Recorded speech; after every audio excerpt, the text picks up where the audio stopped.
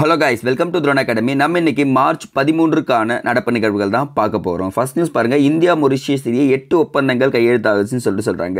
So இந்த விஷயம் வந்து பார்த்திங்கன்னா நமக்கு மெயின்ஸ்க்கு யூஸ்ஃபுல்லாக இருக்கும். பட் ஆனால் ஜஸ்ட் தெரிஞ்சுக்கோங்க, 12 லட்சம் மக்கள் தொகை கொண்ட மொரிஷியஸ் நாட்டில் 70% பேர் இந்திய வம்சாவளிகள் ஆவார் அப்படின்னு கொடுத்துருக்காங்க. ஸோ 70% பேர் யாராக இருக்காங்கன்னா இந்தியர்களாக தான் இருக்கான் அப்படின்னு சொல்லிட்டு ஒரு டேட்டா சொல்லியிருக்காங்க. ஸோ நோட் பண்ணுவீங்க. ஸோ நம்ம பார்த்துட்டு நேற்று அவருக்கு the Grand Commander of the Order of the Star and Key of the Indian Ocean அப்படின்னு சொல்லிட்டு ஒரு விருது கொடுக்கப்பட்டிருக்கு அப்படின்றது. இது மூலமாக 21வது விருது பெற்றிருக்காரு. இப்போது மொரிஷியஸ் நாட்டுக்கு சிறப்பு விருந்தினராக 2வது முறை போயிருக்காங்க. ஆல்ரெடி 2015வது வருஷம் போயிருப்பார், இப்போவும் போயிருக்காரு. ஸோ இதை நோட் பண்ணுங்கள்.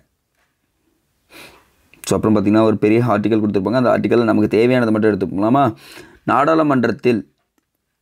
நாடாளுமன்ற தொகுதி மறுசீரமைப்பு ஒரு பார்வைன்னு சொல்லிட்டு கொடுத்துருக்காங்க. ஸோ இதில் பொறுத்த வரைக்கும் பார்த்திங்கன்னா மக்கள் தொகை அடிப்படையில் மக்களவையும் மறுசீரமைப்பு செய்யப்பட வேண்டும் என்ற இந்திய அரசியலமைப்பு சட்டப்பிரிவு நோட் பண்ணுங்கள் 82(170) வலியுறுத்துகிறது. அப்போ பாருங்கள், மக்களவை மாநிலங்களவைக்கும் வந்து பார்த்திங்கன்னா 82(170) வந்து பார்த்திங்கன்னா மக்கள் தொகை அடிப்படையில் மறுசீரமைப்பு நடத்தணும், தொகுதி மறுசீரமைப்பு நடத்தணும்னு சொல்லிட்டு சட்டப்பிரிவு எதுன்னு பார்த்திங்கன்னா 82(170). இதை மட்டும் நோட் பண்ணுங்கப்பா. அடுத்தது 1952ஆம் ஆண்டு நடந்த பொதுத் தேர்தலில் 494 தொகுதிகள் அமைக்கப்பட்டது. இப்போதையும் வந்து பார்த்திங்கன்னா 543 தொகுதிகள் இருக்குங்க. மொத்தம் 543 தொகுதிகள் இருக்குது. அது 2 வந்து பார்த்திங்கன்னா ஆங்கிலோ இண்டியன்ஸ் சொல்கிறத நியமிக்கப்படுறாரு. அடுத்தது சார், ஒரு வேளை தொகுதி மறுசீரமைப்பு நடத்தப்பட்டால் எவ்வளோ தொகுதிகள் இருக்குன்னா 543. இப்போ இதுக்கப்புறம் நடத்துகிறாங்கன்னா 848 தொகுதிகள் இருக்குதுன்னு சொல்லிட்டு ஒரு டேட்டா சொல்கிறாங்கப்பா. பரவாயில்ல பாருங்கப்பா, 848. ஆனால் அதில் ஒரு பெரிய ட்ராபேக் இருக்குங்க. வட மாநிலங்களில் மட்டும் கிட்டத்தட்ட 324 இருக்கணும். தென் மாநிலங்களில் வந்து பார்த்திங்கன்னா 160 இருக்கணும்னு சொல்லியிருக்காங்க. ஸோ அவ்வளோதான். அப்போ வட மாநிலங்கள் தான் அதிகமாக கிடைக்கிது, கிட்டத்தட்ட 200 தொகுதிக்கு மேலே அதிகமாக கிடைக்கிது அப்படின்னு சொல்லியிருக்காங்க. ஸோ நம்ம டேட்டாஸை கொஞ்சம் ஜஸ்ட் தெரிஞ்சுங்க. இவ்வளோ தொகுதிகள்லாம் நீங்கள் மென்ஷன் பண்ணி எழுதுனீங்கன்னா மெயின்ஸில் கோட் பண்ணுறப்போ கண்டிப்பாக யூஸ்ஃபுல்லாக இருக்கும். நெக்ஸ்ட்டு இன்றைக்கான குரல் பாருங்கள்.